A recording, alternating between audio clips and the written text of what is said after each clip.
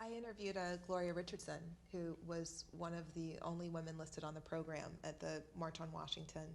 And I believe she and Myrlie Evers are the two sole surviving women who actually had their names listed on the program. Myrlie ended up not being able to make it that day, right, but her name remained on the program. And Miss Richardson was very emphatic that she faced a lot of sexism within the movement. Mm-hmm. And it was interesting to me because I've certainly heard other experts talk about, stories like that, but it is interesting to me how much it seems like people still don't really want that to be part of the narrative, because when the interview ran with Miss Richardson, there was a lot of reaction to it, and not all of it positive, where people said, well, I think she was exaggerating or, misremembering perhaps being a victim of sexism.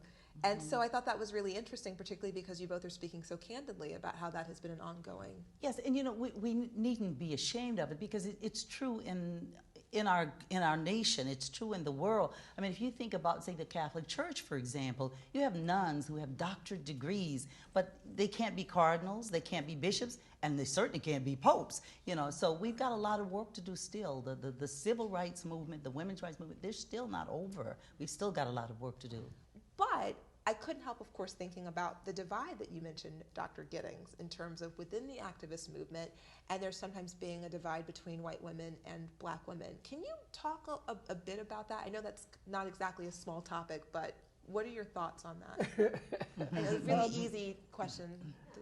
I want to come at it from a slightly different perspective, because I have been thinking about this madly for the last couple of, certainly that question for a long time.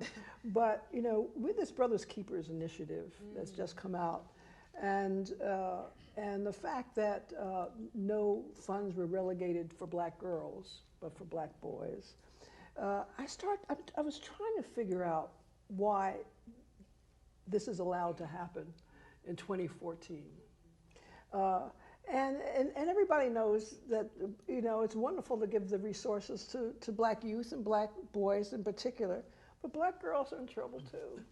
So what is it that even feminists let this go? And no one's really talked very much. A couple of us are. Kimberly Crenshaw, there's a group of us who have been talking about this. But what is going on? And I read, this is a little abstract for, I think, this conversation, because of the time, but I read an interesting piece about, it's called Black Male Exceptionalism, and the author, who is a law professor here at Georgetown, a man, said, one of the issues is that racial justice is seen in the body of a male. And then I started thinking a little bit more, gender justice is really seen in the body of a white female. Interesting. Even, justice, right? Even the icon of justice is a white female. And so I want us to, I want to start thinking a little bit more deeply than the sort of usual, racism, sexism, because what we're having is